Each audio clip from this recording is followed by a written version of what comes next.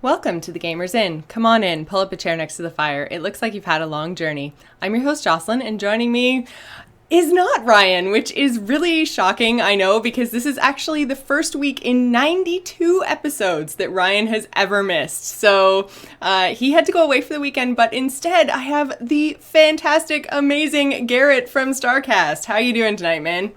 Well, that's a hell of an intro. It sounds like I have some big Canadian shoes to fill. They're pretty huge. I'm not going to lie. I feel like you're up to the task, though. Oh, wonderful. I'm glad someone has faith in me. So, for those of you that don't know, Garrett is the owner of A Move TV, which is the network that we're currently on. He's on StarCast, he's on Campaign Roundtable, and the brand new A Move Radio, which we actually had a little fun with a couple weeks ago because we were like, A Move TV radio? Is it TV or is it radio?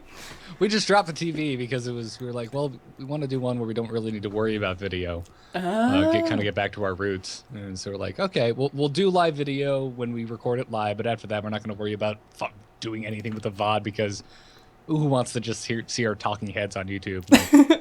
Isn't that pretty much what we do, though? Just talking heads on YouTube? I guess that is a good point. Yeah, true. At the end of the day, isn't everyone on YouTube just a talking head? Yep.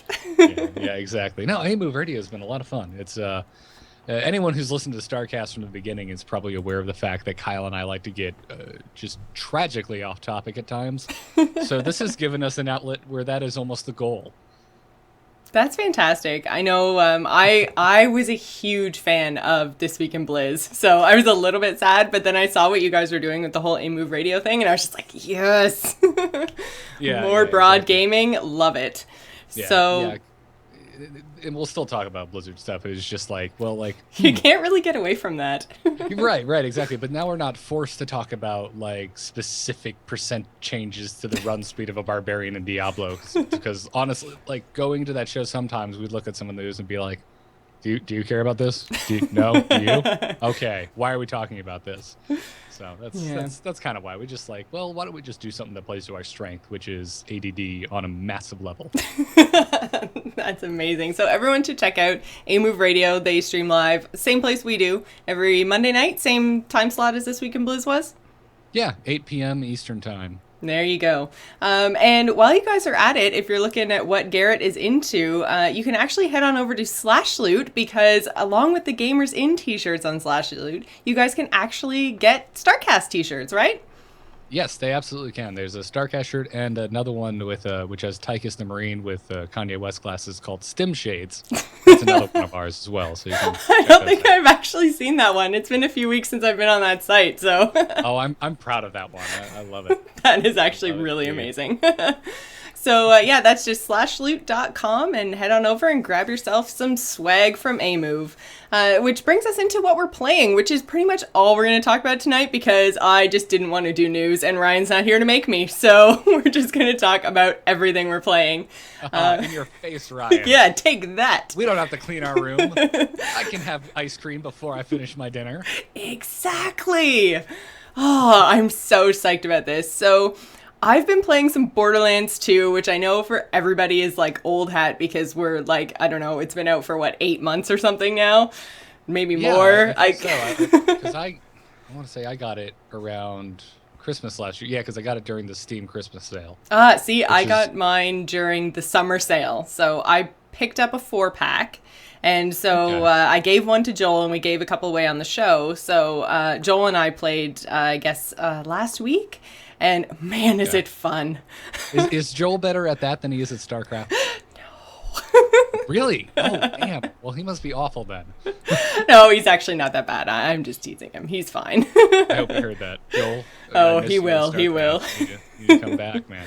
Oh, man, I want to get back into StarCraft so bad. But I find whenever I play, I get so incredibly angry and worked up. Like, it doesn't matter if I'm winning or losing or what. I just get so crazy competitive that I have to stop. And like, if I play more than an hour, Joel's like, okay, I'm unplugging your computer. Like, no more StarCraft.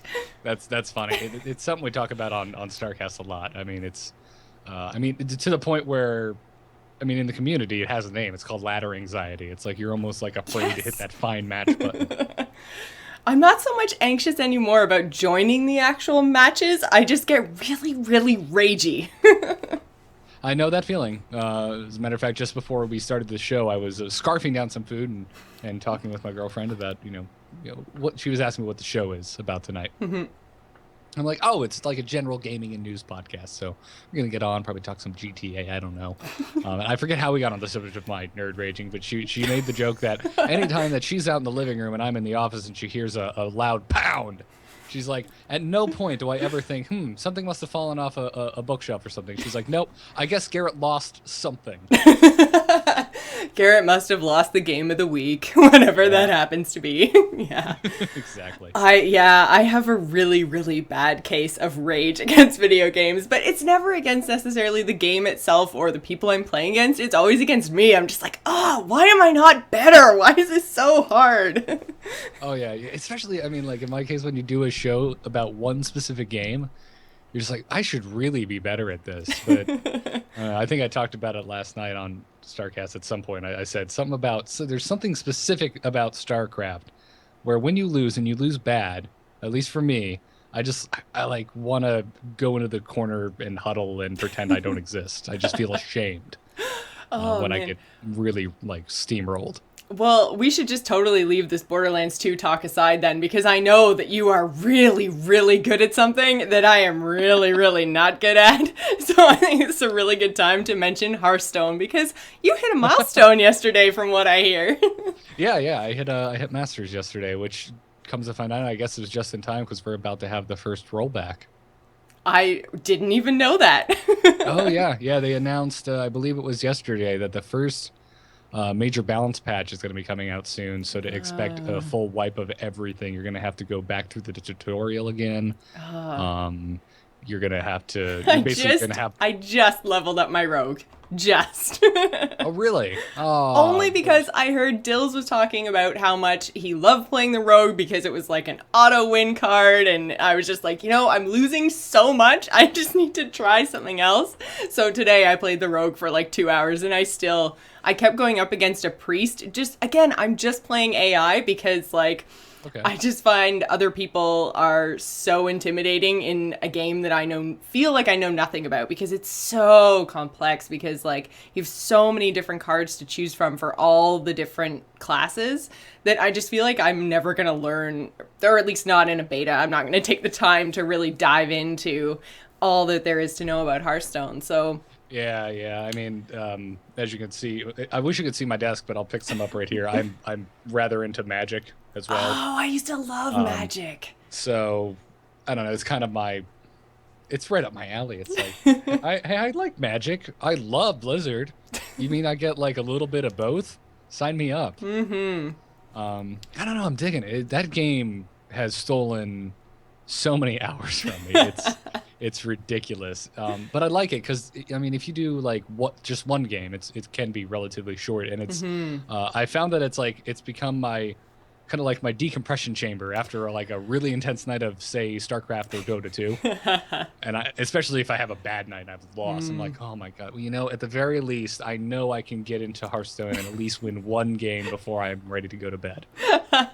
I totally do that. I get home, I work 12-hour shifts, so I come home, I've been out of the house for 14 hours a day, and I just need something for half an hour to just sit and game before I have dinner. And so I just I come home, I drop my stuff, and I'm just like, Hearthstone. And Joel, make me dinner. Hearthstone. It's a great system.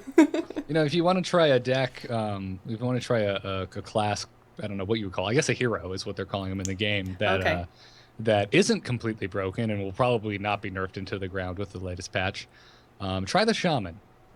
Ooh, I haven't tried a Shaman. I've tried, when I say tried, I have played a couple matches as each class, but I think the only thing that I've actually sunk serious time into is the Mage, the Rogue a little bit today, the Druid, and I feel like there was one other, the Hunter, because I play a Hunter in WoW, so I was like, I can't, awesome. I can't jump into Hearthstone and then not play my class. That would just be morally wrong, so. Now, have you started, you know how you can name your custom decks? Yes, mine are literally custom Rogue 1, custom Rogue 2. I was going to ask you if you were doing what I've been doing, and I've been naming them after surrogates in World of Warcraft. Like Oh, my nice. warrior is named what my warrior is named in World of Warcraft, and so on and so That's forth. the best idea ever. Yeah, yeah. And I don't have a shaman, so my shaman deck is named. I think I named it Artosis Pylon because I based it off of Artosis's shaman deck build over on his StarCraft Dojo site. Yes, he posted a Hearthstone deck build on his StarCraft site. Don't ask why. There are a lot of people, whether they be, StarCraft players or casters or whatever, they're really, really, really getting into Hearthstone. I think it's once they balance everything and actually release the game, this is going to go esport really fast. I think so too. Yeah, Yeah. they direly need some kind of replay and like observer system. Which I think Because that they'll probably get there. I don't know yeah, when that's going to happen or if that's something that they're going to introduce a little bit later on. Just like they've already got kind of the idea with StarCraft, right? They've already got that system built, so they just have to kind of implement it into a new game. And I don't really think that that's going to be a huge leap for them. well, I'm sure code. I'm about to get my head bitten off. No, this is something we actually. It's funny we talk about this on. You mentioned this week in Blizz. This was a topic that always comes up, which is our as strictly gamers and not programmers. Like we always made this joke that anytime we start talking about programming a game, that the people who actually code these things are probably screaming Yeah. at us when they hear it because yeah, it's a good point. I mean, obviously from a concept standpoint, they're very familiar with replays and spectating, but I would love it to be like you could just take it out of this one and plug it into that one, but I really doubt How that's how hard it can works. it be? Yeah. I mean, we had discussions for almost a month straight on This Week in Blizz about why you cannot, why Blizzard can't increase the amount of item slots in the backpack in World of Warcraft. Oh my God. I got so excited the other day because I threw the level 90 end game stat thing where you can do the research. I got this recipe doing my daily research to make a bag, and I was all excited because I was like, oh my God, it's like a 36 slot bag. I just need to use 10 magnificent hide. It's not even a problem. It's amazing. I'm so excited. It's for leather shit only, and I'm just like, oh man. I made two because I was so excited. I didn't read it too closely, and I made two. So I wasted all my freaking hide, and then I have 36 slots for leather in my bank. Is it soulbound at least? Or is it not soulbound so you could at least sell it? I can't remember if it was or wasn't. Some of those profession specific bags sell for quite a bit. I remember I spent a fortune back in the day on my engineer's toolbox. But yeah, I mean, you were taking me back because I've been playing since vanilla. Yeah. And I remember making that exact same mistake. I feel like I'm falling into a lot of the pitfalls now that I'm actually playing endgame stuff. And everyone's just like, oh, I remembered I did that 6 years ago. Yeah, I'm laughing at you now. Honestly, I mean, in a super nice way, it's incredibly refreshing to hear someone who's relatively newer to World of Warcraft's take on the game because at this point, I'm definitely one of those jaded World of Warcraft players. It's just yes, back in my day, we ran burger. It's funny. But yeah, so I mean, in terms of actually going back to Hearthstone a little bit, since I haven't played, I've played some of the things against other people, the actual play button. I haven't done a lot of arena. So when you were talking about how you got into Masters, is that in the play? Is that in the arena? How do you know what league you're sitting in?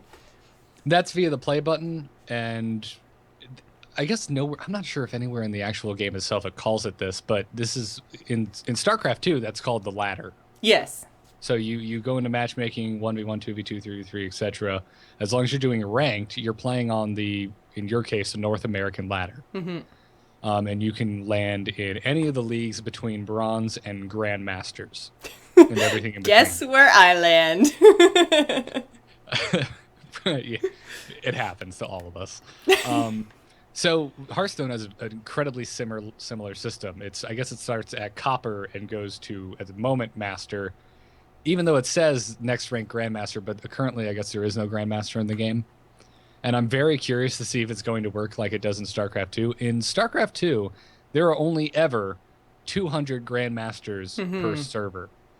So to get into Grandmaster, someone has to drop out of Grandmaster. Right. And free up a slot, essentially. So someone has to be doing I wouldn't say really bad, because obviously if they're grandmaster, they're damn good at the game. But so it's this, Relatively bad. yeah, it's this weird sliding scale. So there's someone that's doing really crazy good in masters, and they're just waiting for someone to suck enough in grandmasters to drop out and get the slot. And that's what I'm curious that they'll do in Hearthstone. So in Hearthstone, it's not as, I guess, like, I don't know, it's not as transparent, because in StarCraft, once you get placed, you can look at your specific ladder and see the other, 100 some odd people. Did I say 200? I think there's only 100. I'm sorry. God, someone out there who's a StarCast fan is like, how did you get that wrong? Oh, we're going to get the emails. Whatever the case, you can see the people who are on your ladder and what rank they are, what race they are. You can click on their profile, see how many wins they have. And right now in Hearthstone, you pretty much, you just get a medal. Like, congratulations, you're in Diamond with 1 star, and you can get up to 3 stars. And I guess once you get up to 3 stars, the next rank is whatever the next medal is. Right. So in my case, I started in Platinum, and I leveled all the way up through Diamond and then to Masters. That is extremely impressive. I made a sarcastic face that I know you couldn't see, but it actually is very impressive. Yeah, but yeah, so it's I think it boils down to just the matchmaking. Much like StarCraft, you play some games, and there's a system in place where they're trying to figure out how good you are, so they can place you against people of similar skill. Which I'm going to say right now, do a fantastic job with. I mean, I had not even leveled my rogue all the way to 10. I jumped into a play game today because I was just like, you know what? I'm not having fun playing the AI. I kept choosing to play against a priest because I was just like, you know what? I can't crack this priest dude. I just cannot beat him, so I need to practice. And then once I can beat the priest, I bet I can beat them all. And I just got so frustrated that I was like, okay, you know what? Screw it. I'm just going to go play a real person. And then I went in and I played a real person, and it was a really, really even match. And I mean, I think I've been 2, maybe 3 weeks out of Hearthstone now that I just haven't touched it. So I was way rusty. And it was a really close match. So, I mean, they do a really good job of matching you up against people that aren't going to blow you out of the water, because there's nothing more frustrating than going in and just getting murdered. Yeah, they've always been really good about that. I mean, obviously I think their goal is for you to have a 50% win rate. They want you to win. I am nowhere near that. Equally. Right. But and currently I'm sure there's a lot of rogues out there who are nowhere near that, but in the positive way. They're so strong right now. And I'm curious to see how they're gonna balance that. Obviously, I think that the Defias ringleader is at the very top of the chopping block, like, all right, you're going to the guillotine first. Which is what I've heard. I didn't even have any of those in my deck, so I was just kind of like, that's probably why my rogue deck was so weak. I guess that's another good question. Like, have you bought cards? I haven't actually paid for any cards. I haven't played much of the arena. I think I tried it once just because I'm fairly certain it was a quest to go in and try the arena. So yeah, they give you one freebie. Yeah, I think I went in and I used my freebie, which it was a lot of fun. I liked the randomized card thing, and you just have to pick one of these 3 and go with whatever you end up with. That was really fun. Yeah, it's like their version of a draft. Yeah, Magic the Gathering. Which is really cool. But it's like a nice mix of like the draft format and then like the limited format. So I really the arena was fun, but other than that, I just took all of my coins and I piled them into decks. So I think I ended up with about 10 decks through all the coins that I earned. So I didn't actually spend any money, but I have opened packs. And you've opened packs. Okay. Yeah. So you have what do they call them? Expert cards, I think. I think so. Expert decks. Yeah. Yeah, which is funny. It's just like cards should be just cards, but I guess since there's like a base collection of cards that everyone has, providing they've leveled up to 10 on every hero, I guess they have to differentiate it somehow. Yeah, a couple of my cards came out gold, and I got all excited. Then I was like, oh, they're not actually good. They're just fancy. I've been shredding all of them because they give you more dust, and I want to make things that are this is another thing. Really good for constructed. What is dust? What is this whole constructing thing? Because you go through the tutorial and they never tell you anything about breaking down cards and making dust. And everyone talks about all the dust, and I'm just like, what? You can...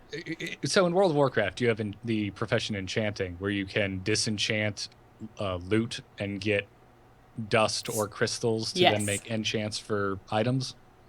So that's the flavor of what enchanting in Hearthstone is like. Basically, so you've constructed a deck, so you know that you can only have two types of any card in the deck. You can't Yes, have yeah. more than two of the same card in the deck. So also, what is interesting, and I remember this was the thing I wanted to know more than anything about Hearthstone. So when I got in, it was like the first thing I tried. I was like, well, I wonder if I have one constructed deck, if the cards that are in that deck can then be used in another deck. And they can. Hmm. So you only ever need, at most, two of any card. That's So, true. so what they did, and also because there's no trading in the game. Which is really, really weird. I mean, I kind of understand with all the troubles that they've had with Diablo that it's kind of Mhm. potentially could break the game, but at the same time, it's like it's a trading card game. It's right in the name. Like you should probably get on that. Right, right. It's I don't know how I feel that because I feel like the crafting system is pretty darn good, with the exception of there are some epics and legendaries that I would love that I don't think I'll ever have enough dust to craft. But But so can you pretty much craft everything in the game, or is are you some you things just strictly drops? no, you can absolutely at the moment craft any card that exists. The problem is that depending on rarity, there are a lot more dust to craft. Right. Like a legendary is obscene, I mean, thousands of dust. Oh. Whereas a common card is only 40 dust. Oh, okay. Even then, how many dust or how much dust do you get per disenchanting of a card? I don't know off the top of my head. I do know that commons only yield 5 dust. Oh, okay. But still 5 to 40 isn't too bad. That's, you got to get rid of 8 cards to make one of the Right. same level. That's pretty Right. good. But if it's a gold card, you get even more. I think you get like almost like 20 if it's a common gold or something like But that. I they're don't know. so pretty. Yeah. Again, don't quote me on that. I'm not exactly sure. And you can't disenchant cards that are from the base set, the ones that you get just from leveling. Right. So So I think, that's is there anything else that you really want to cover in Hearthstone before I think we're gonna, since we're on the Blizzard kick, we'll probably stick into WoW, but yeah. I don't know. Just it's just so much fun. I'm having a agreed. absolute blast with this game. Yeah. It's I've read some critiques of it recently from people who are Not in the beta way and very bitter. no.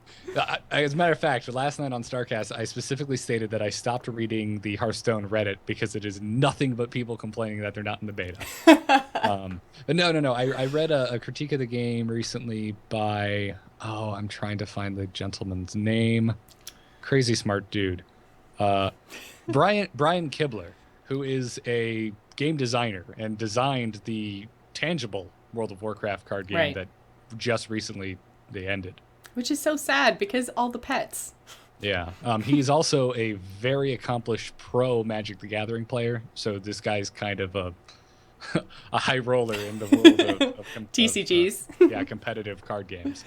So he had a blog post recently that was just really insightful, and it is a critique of it and saying like this is what is working and this is what is not working. And it was a like the guy's crazy intelligent and on a completely different level from me in terms of how good I am at card games. So that was really interesting. I'd recommend anyone out there who's really interested in this, go check that out. I'm not going to bore you by rereading it here, but check it What out. was the author's name again? Brian Kibler. Cool. So yeah, I'm everyone go check that out. We will try to get the link to that in the show notes. So yeah, that pretty much brings us into what I've been doing in WoW this week, which has been Brewfest, because I am back on track, I'm really happy to say, on the way to my Violet Protodrake. So screw you, Midsummer. I killed me a boss. That's awesome. I for a while there, my girlfriend Katie and I were on the kick. We're like, we're gonna get our Violet Proto Drakes because her character is named Khaleesi, so she wants every dragon Oh, there is. nice. That is a really good goal to have. Yeah, and then she just quit playing. Oh. So I don't know. I can We, definitely see both sides of that. I mean, like, we've been playing so much and so hard, and then you kind of get to 90, and then it's just like, okay, well, now what? Well, now there's lots of dailies, and maybe go back and do some stuff. But, I can definitely see falling out of love with WoW. Oh yeah, I've always gone through cycles of where I'm like, play like crazy for 4 months and then unsub for 3 and then come back for 2 and then unsub for 1 and then come back for 6. I love WoW to death. It's I'll probably be playing it off and on until it's forever. Just like basically until Blizzard releases another MMO. I'm assuming. Or unless Elder Scrolls is as good as I hope it is. Oh my god, dude, it's gonna be so good. I'm so excited. I have been so burned by so many MMOs. No, I know, but hear me out. Okay, so you've got the lore and amazingness that is Skyrim and the Elder Scrolls series, right? So going all the way back through, like, I picked it up at Morrowind, so I didn't do the first 2, but I've got 3, 4, and 5 under my belt, and I just love it. So you've got all of that lore, you've got that amazing combat system, because I don't think that I've ever had as much fun in a game as I had in Skyrim, where you could just totally switch up whatever the hell weapon you wanted to, and I could go from being an archer to being a swordsman to being a dual wielding axe guy, and it was totally fine and doable on my same character. So you throw all of that in with all my friends in a PvP environment. Oh my god, dude. Oh yeah, if it is seriously just like, if it plays like Skyrim but with 100 of my best friends also, I'm in. I'm just afraid that somewhere, somehow, they aren't going to execute as well. But again, like I said, that's just because of years and years of looking for other MMOs that just haven't worked out. Well, and I think that's the thing is, WoW was my first MMO, and I haven't even been playing it for 2 years yet. So I'm not totally in love with the genre, and I'm not always looking for something else, because WoW is still new to me. I'm still really enjoying being in Blizzard space. So you're playing the best MMO. I'm just gonna give you the cheat sheet right now. You already got the right answer. Although Guild Wars 2 I've heard is amazing, and they actually have a free weekend coming out. I think it's today through October 4th, so it's actually about a free week. So if anyone wants to go jump in and try Guild Wars 2, everyone tells me it's fantastic, and it's like that is by far the closest I have come to recapturing that like fresh WoW feel.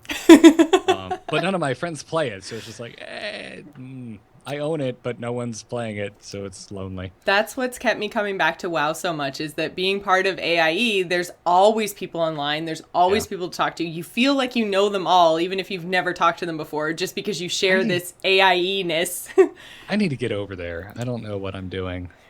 You're being like Alliance or something. Well, my real life friends apparently really like having porn stashes. That's all I can say. Oh, well, I can definitely see the draw. Yeah.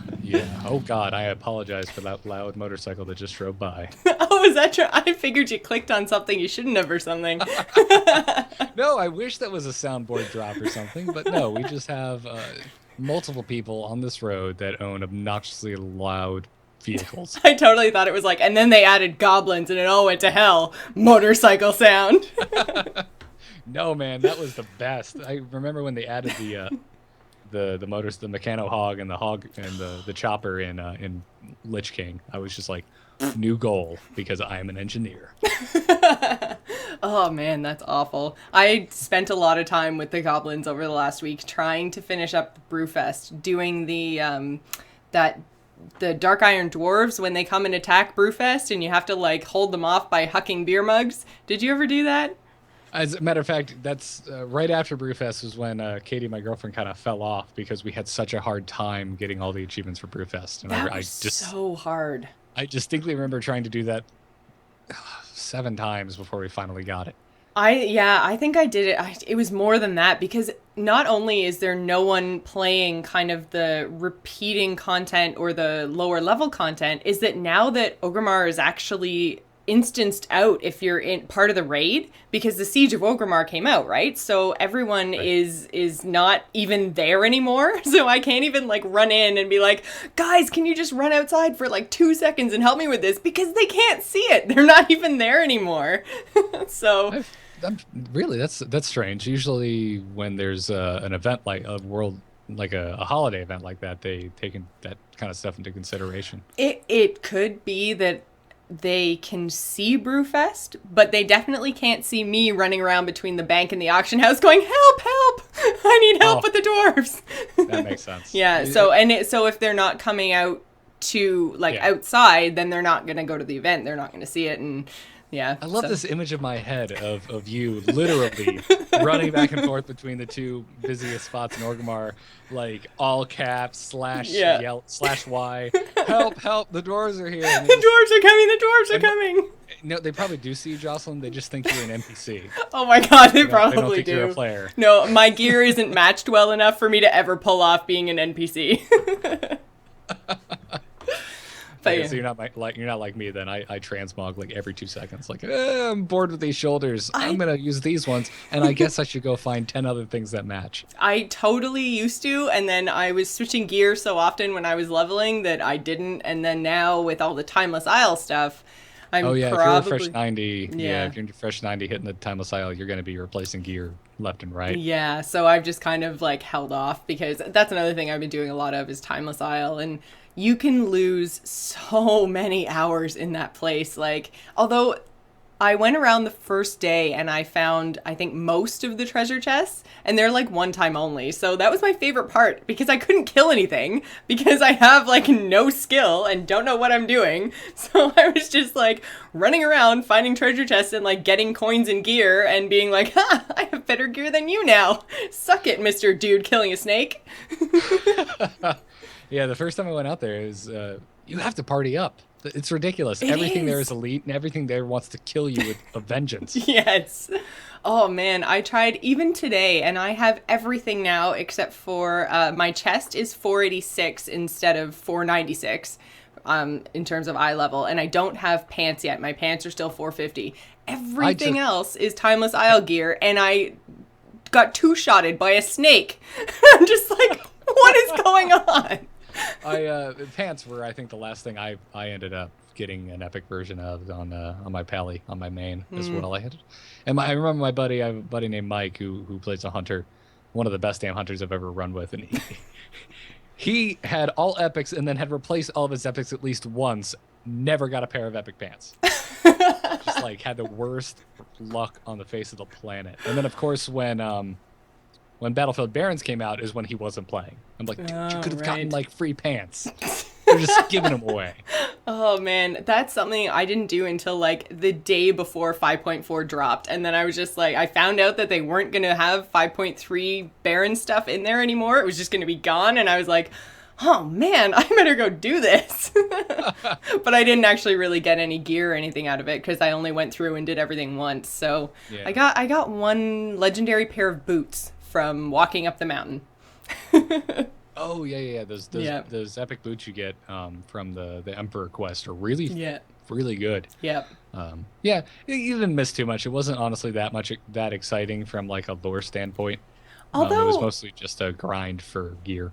I found it really interesting because what I've been missing is that with everything already being available, this is the first time I've actually experienced like 5.1 came out, then 5.2, then 3. Every other expansion, everything's just already there. So there's these huge holes in story for me. So at least in 5.3, like I didn't play any of the 5.2 stuff. Like I haven't been to the Isle of Thunder yet.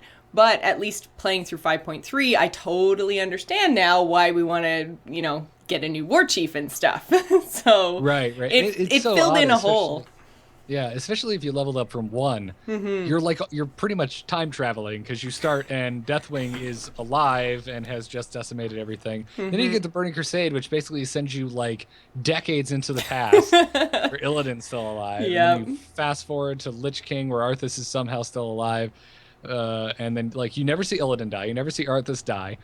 And then you get it's a cat of content and Deathwing's still alive, but oddly enough he didn't touch Northrend and no one in Outland seemed to give a damn that he was around. Yep.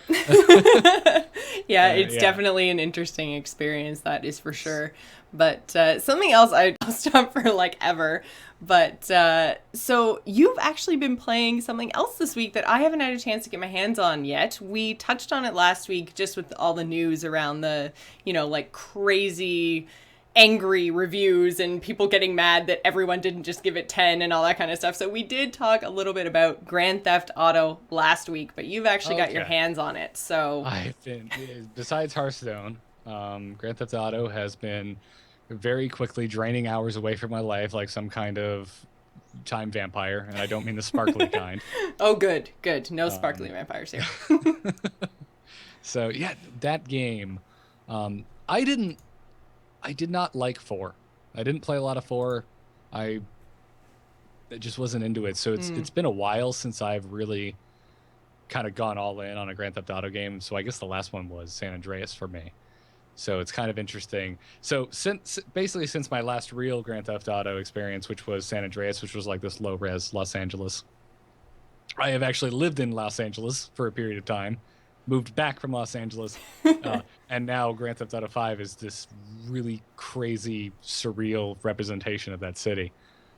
So you can actually, playing the game, recognize spots in LA that you've been to, or... Big time, yeah. I did actually, just before the show tonight, actually just before the new episode of Korra, which I had to watch, I did a side mission on one of the characters where you like do a jogging race against this crazy 39-year-old woman who's way too into jogging, as people are in Los Angeles. And we're going across this bridge, and I'm like, holy crap, I know exactly where this is. I walked across this bridge on Christmas back in 2011. Jeez. Like it's not a 1-to-1. Like you can't lay a map of LA over the map of Los Santos, and it's not even going to come close to matching up. Mm-hmm. But they got so many iconic landmarks and intersections and buildings that it's just weird. If you've ever been to LA or spent any amount of time there, it's uncanny. Like you're driving around like, oh crap, this is Burbank. Like my favorite sushi joint is right on that corner. Nice. So do you find that enjoyable, or are you kind of like, okay, this is freaking me out now, like cut it out? I honestly gotta say I really dig it. Oh, like, good. I dig it a lot because I mean obviously it's what their goal was, and they nailed it. I mean they just knocked it out of the park. So one of the things that you mentioned is when you're driving around, because that's what you do in Grand Theft Auto a lot.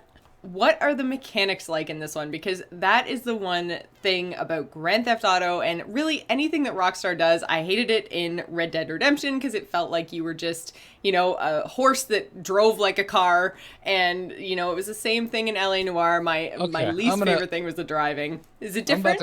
I'm about to come through the internet and fight you because Red Dead Redemption might be my favorite game of this generation. Really? I loved it. I loved it. Loved everything about Red Dead Redemption. I'm slowly backing away from my computer right now. If it's not for you, it's not for you. I enjoyed the story. Just not I didn't like riding the horse specifically, and there were so many storyline quests that involved, like, ride the horse really well, and I was like, I can't, it's a freaking car! Let's see, I thought it controlled a lot like the horses in Zelda, so it didn't really bother me. Yeah, well, I can kind of see that. Yeah, but it's funny actually. If we're admitting games that are really popular that we don't like, everything Bethesda's ever made besides Skyrim, I've hated with a passion. Even earlier Elder Scrolls stuff. Mm-hmm. Yeah. As a matter of fact, I'd be curious. I almost wish Joel was here so I could get to one of my Garrett patented "Let's talk about art," even though it's not an art podcast. Because I have probably heard it all, so I can be pseudo Joel. Yeah, like back with Oblivion, and what was the one before Oblivion? Morrowind. Morrowind. Anyone who's hung out with me and had a beer and talked video games knows that I like to get very loud and spiteful about the art direction in the Elder Scroll games because I think it's the most lackluster thing I've ever seen. Like I find some of the creatures in Fallout hysterical. Like I think 80s movies have better creature design than Fallout. Man.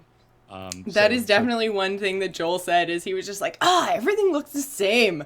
I don't understand. This is supposed to be like fantasy or something. And the only thing that's even remotely different is this dude, but he has a lizard head. What's that even about? Yes, thank you. Joel totally gets me then. I love Skyrim. It blew my mind. It made me eat my hat. I was like, okay, all right, I'm all in Bethesda. This is an amazing experience. But before that, I felt like every game they put out was like, everything was Chuck E. Cheese mannequins with like a stick up the rear end. It always bothered me. Oh, jeez.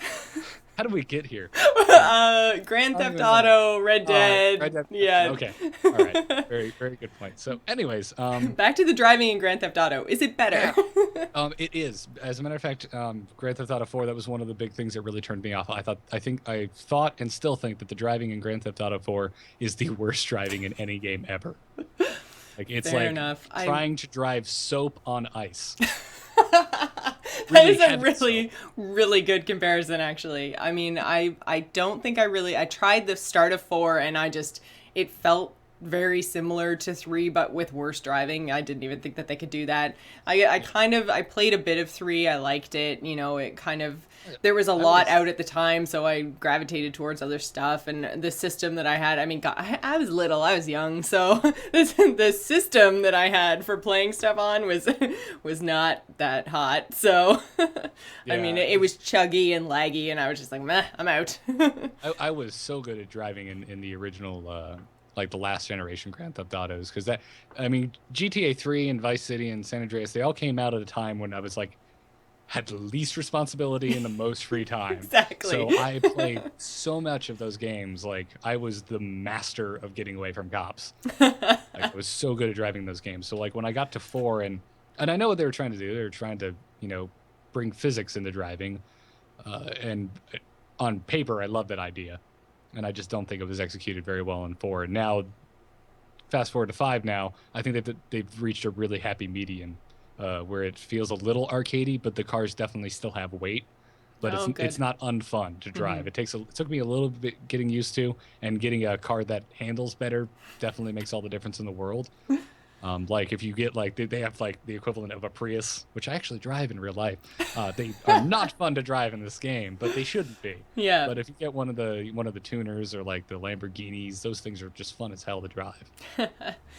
That's very impressive. I was talking about it last week, actually, when we were talking about the reviews and everything else, and how everyone was kind of ripping on the story and talking about how they treat women and everything else, and I was just like, I would totally play this game. What are you talking about? I just hate how the cars drive. That's the only thing holding me back. So, I mean, without getting into spoilers, because we're still talking within a week of release, story-wise, I've heard some stuff about how the main 3 characters are just not likable, which, I mean, they're badass gangster guys who beat up hookers. You're not really supposed to like them. If you do, you've probably got some issues you should kind of work out. I actually like them all for different reasons. Franklin, I like a lot because he actually... for all characters include put on a scale, he seems the most human and have the most heart. That's good. He just seems to have been dealt a rough hand from where he's living, in the projects of Los Santos. But and then you got Michael, who's the main character you see a lot in the trailers, but then there's Trevor, who's criminally insane, but I love him almost the same way I love the Joker. It's like, do I want to hang out with him? No, I would stay as far away from this man as humanly possible. But do I want to be a fly on the wall and enjoy this guy's psychotic antics? Yes, a million times yes. Yeah, and I think that seems to kind of be the people who enjoy all kinds of games like you and I do. I feel that it's the kind of ability to just take yourself out and enjoy it for the entertainment value, as opposed to this is reflecting society or this, that. It's like, no, it's a freaking video game. Like, it's just a story. Yeah. Someone's telling a story and it's entertaining, and that's really the end of it. Like, yeah, and it's Grand Theft Auto. At the end of the day, it's Grand Theft Auto. What do you expect? It's like do you buy Mario and expect a different experience? I don't know. I expect different mechanics and new ways to solve puzzles and platform, but I don't expect Mario to suddenly start serenading me. Yeah. Have it be opera or be a DDR game. I don't expect that. Very, very true. So overall, you're really enjoying it, and it's definitely something people, should they run out and pick it up? Should they wait for next gen? Because they're probably going to release a copy of this on PlayStation or Xbox when they come out in November. What do you think?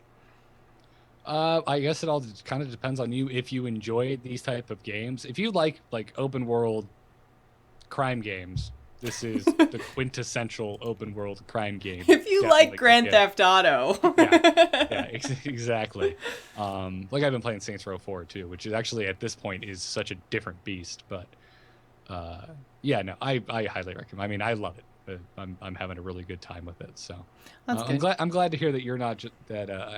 I'm actually, I guess I'm interested to hear your reaction to the misogyny arguments that have been going around the internet, because I've heard a couple other podcasts with with female podcasters who were kind of in the same boat as you. They're like, well, it's Grand Theft Auto. I wasn't really expecting like strong commentary on the plight of modern day females. I'm just, I don't know. I'm definitely way over on the other side in general when it comes to the feminist stance argument, I guess. Like, I'm pro equality, but I'm not pro one group above another, and that includes girls. And I also don't think that media influences me and my decisions, and it shouldn't influence anybody else in terms of like how I think of myself or how I think of other women. And really, I'm not going to go into a video game and go, oh, well, my character just smacked a girl, so I'm going to walk out my door and smack a girl. Like, that's a very good point. Yeah, like I was raised to treat women and the rest of the human race with respect. Exactly. Not just because I bought Grand Theft Auto and I'm making it rain on a stripper, I'm not going to go degrade Katie, who, by the way, been playing this entire game with my girlfriend Katie sitting next to me, and she's just laughing her ass off the whole time. Well, that's the thing. A lot of this stuff is funny and entertaining, and you shouldn't really read into it any more than that. And I mean, if you want to have the argument that the guys that made the game are blah, blah, blah, blah, blah, whatever, like, take it somewhere else, because, whatever. If they're immature and, women hating, then that's for them to deal with in their own real life. But the reality is they sold $1 billion worth of their video game in, 48 hours? So, yeah. Maybe they're not actually like that, but they just know what people like to play. No, I'm not saying I discount the argument entirely. I do think it's odd that, hey, there's 3 entirely different characters you can play, and not one of them is a female character. I mean, I would have liked to just, because we've had, 5 plus 2, so you've got 7 technically Grand Theft Auto games, and none of them have started female character. I'd just like to see their take on like a female crime lord.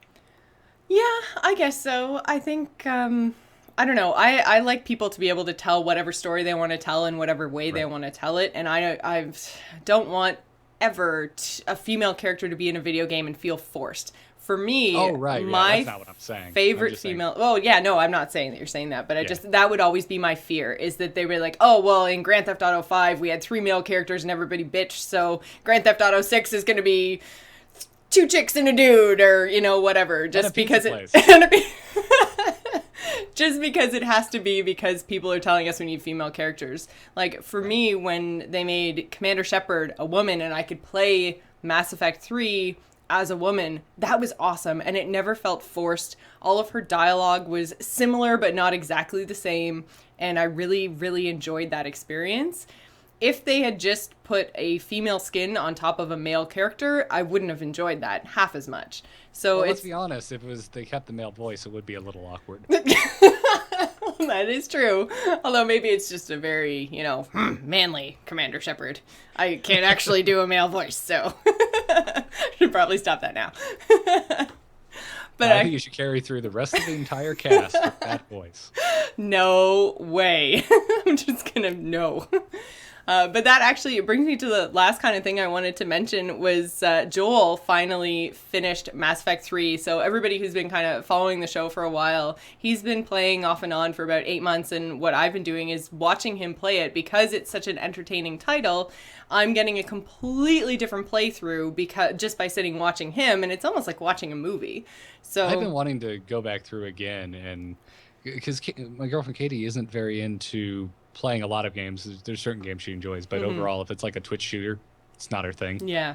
But I'm like, I kind of want to play through the entire series again, but just let Katie decide all of the dialogue options just to see a different different perspective. And that's totally what I was getting out of Joel's playthrough, is he was doing things like going to different missions in different orders than I did them. He had characters dying or surviving that were way different than me, and that totally changed his endgame. And just the entire experience was so different than my experience, but still amazing. And I was just like, you know what? Mass Effect, you just nailed it.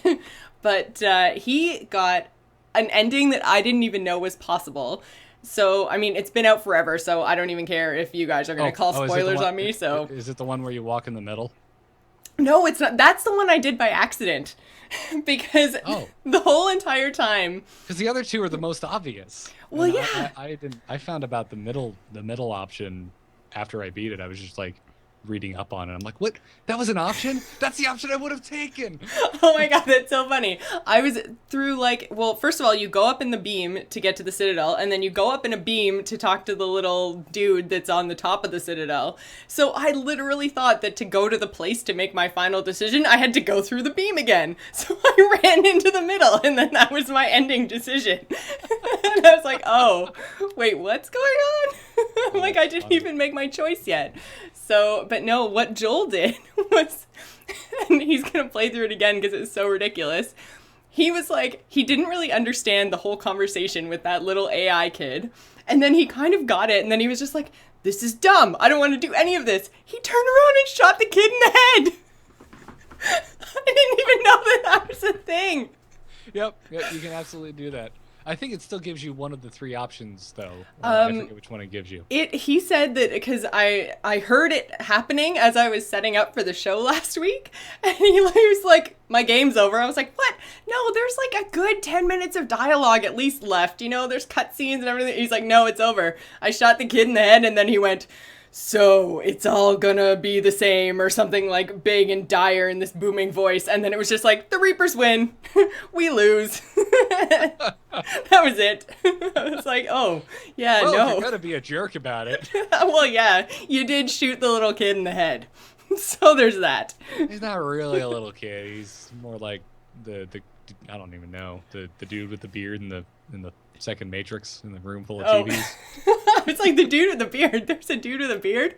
Man, I played through that game way too fast. He looks like the KFC guy. Yeah. But yeah, so that was the ending to Joel's Mass Effect 3 playthrough, which is so ridiculous. It made me laugh, so I had to share it with you guys. That is the best Mass Effect 3 story I think I've ever heard. It just and knowing Joel, I wonder if it was like if he thought it was going to cause the ending, or if he's like, I wonder if I could shoot the kid. It was literally, I wonder if I could shoot the. This is dumb. I don't want to choose any of them. And he turns around and he's like, hey, I still have crosshairs. What does that mean? Boom. That's great. Yeah. So. Oh, wow. Yeah, I really dig those games. They were that was a big contender for what I enjoyed most this console generation, I guess. It was my game of the year for last year. Ryan picked Walking Dead.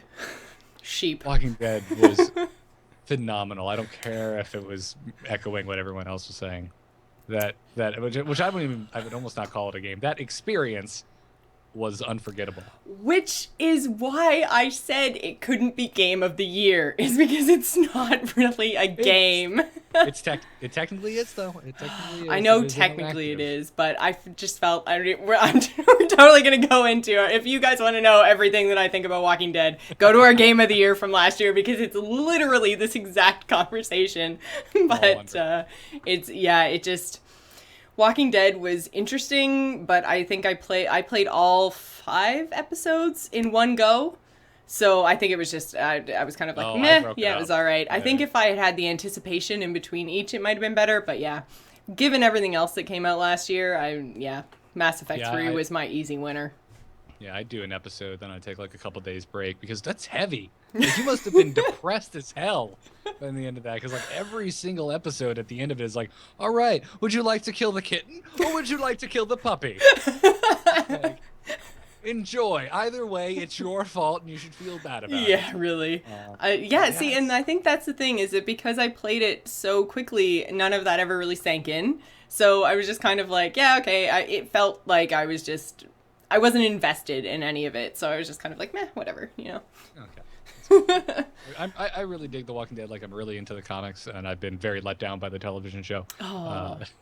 So that like came out right, because that came out like right as the third season of Walking Dead was heading into its mid-season break, and I was getting so down on it. I'm like, God, this is really not what I wanted it to be. And that came out, and I was just like, holy crap, these people get it. Telltale gets it.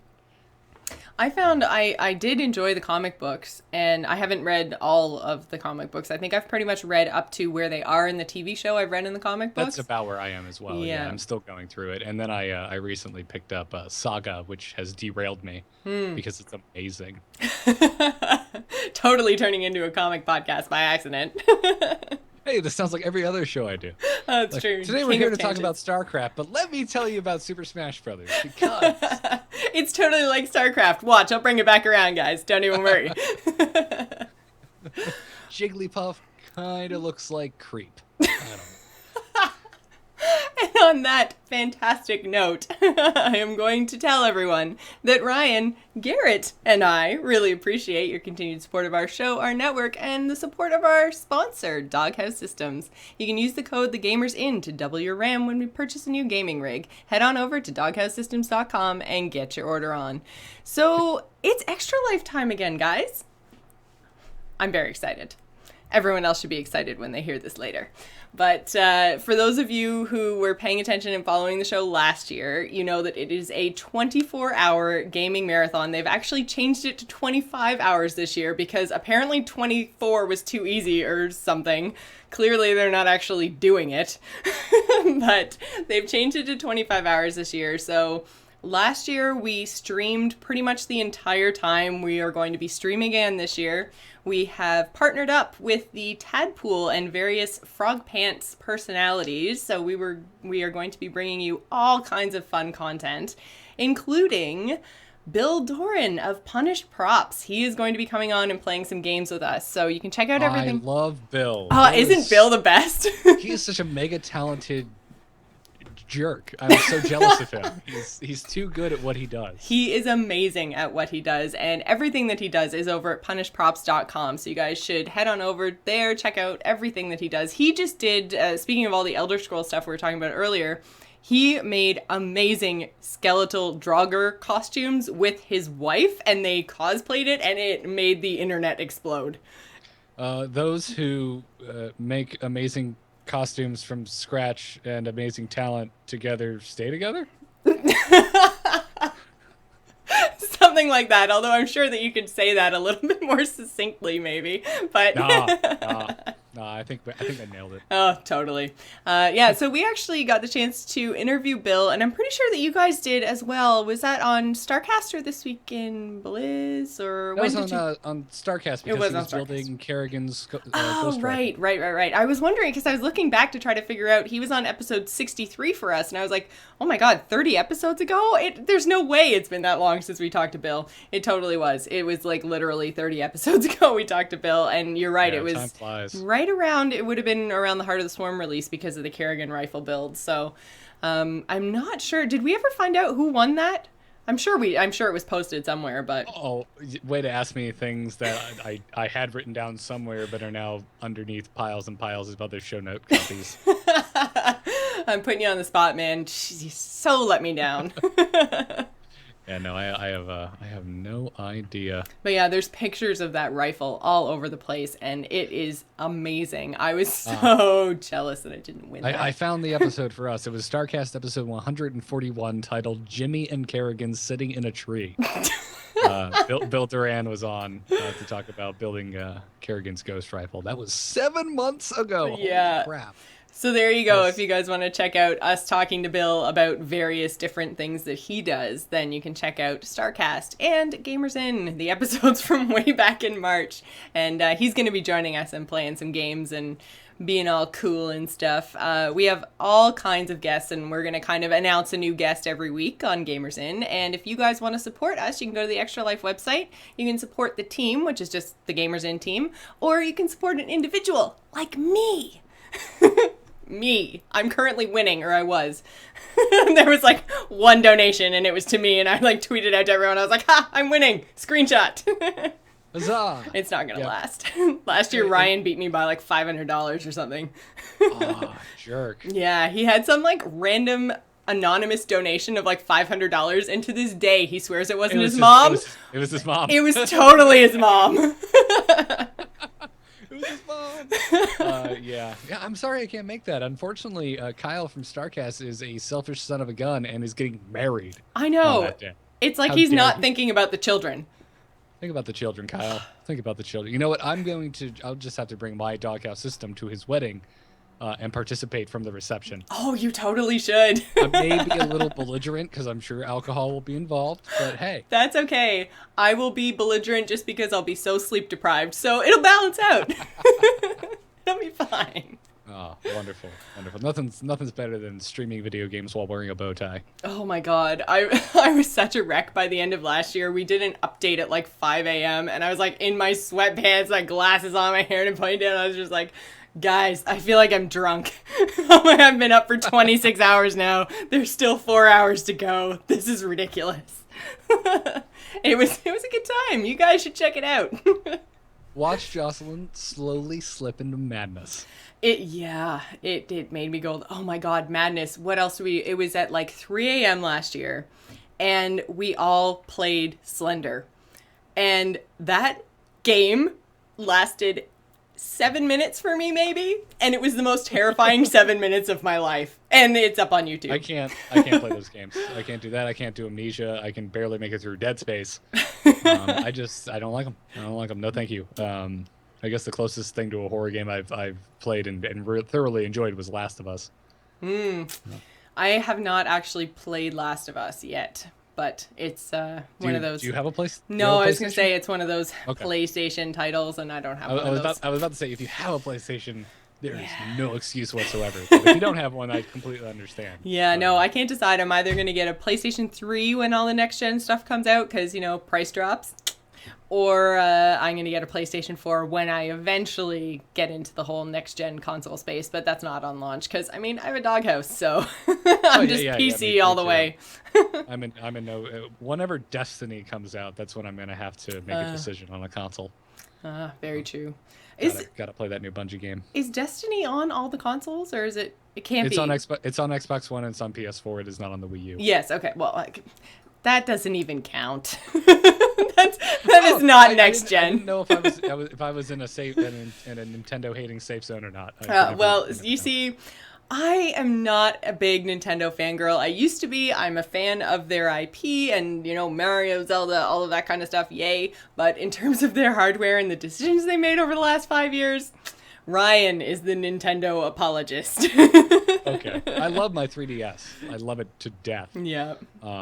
Which is what he says too, and I'm hoping they come out with a Zelda kind of exclusive one like they did for the Animal Crossing one, and then I will pick that up with the new. They are. It's Link's.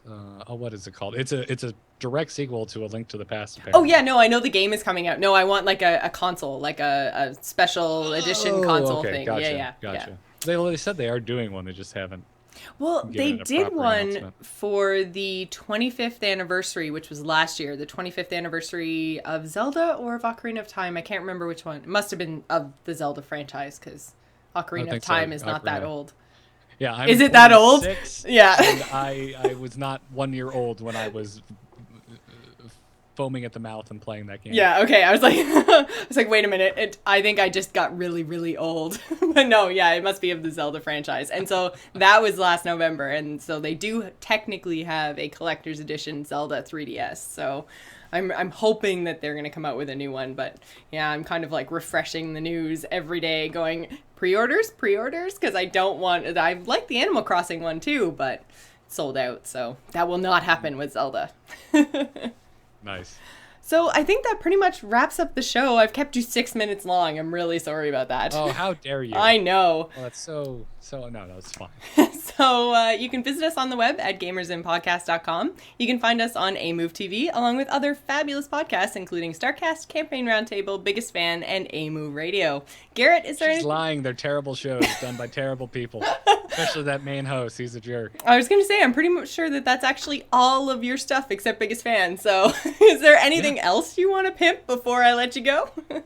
No, nothing. Yeah, no. There's some new shows I have on the burner, but nothing I can announce yet. Follow me on Twitter at Garrett Art, GarrettTart. You have said that more than once.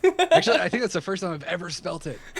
But Really? it's also mostly my name, so No, that that's I true. definitely have said more than once. Nice. You can follow us, the regular hosts, on Twitter. You can find me, Jocelyn, at GIS Gamer. Ryan, who's unfortunately not with us tonight, is at R. Murphy. And don't forget to follow the show at The Gamers Inn. The video versions of all our episodes can be found on our YouTube channel, which is youtube.com/Jocelyn Moffat. You should totally go subscribe because we need more subscribers. You can also find our show on Facebook and Google+. So email us if you have any questions for us next week. We're going to be talking about all things Valve because all of those announcements came out this week. Ryan was super pumped about it, but then couldn't make it this week. So we decided to push all of our Valve talk till next week. So this is your chance to send in an email to info@gamersinpodcast.com with your thoughts or questions or anything Valve. Before we go, I just want to give a quick shout out and thank you to Greg Moffat for creating our music. You can find him on Twitter at SoundsInfluence. We would also like to thank Joel Duggan, who does all of our graphic work. You can find him and everything he does at joelduggan.com. So thanks for staying at the Gamers Inn, and remember, tune in next week. Bye, everybody. See ya.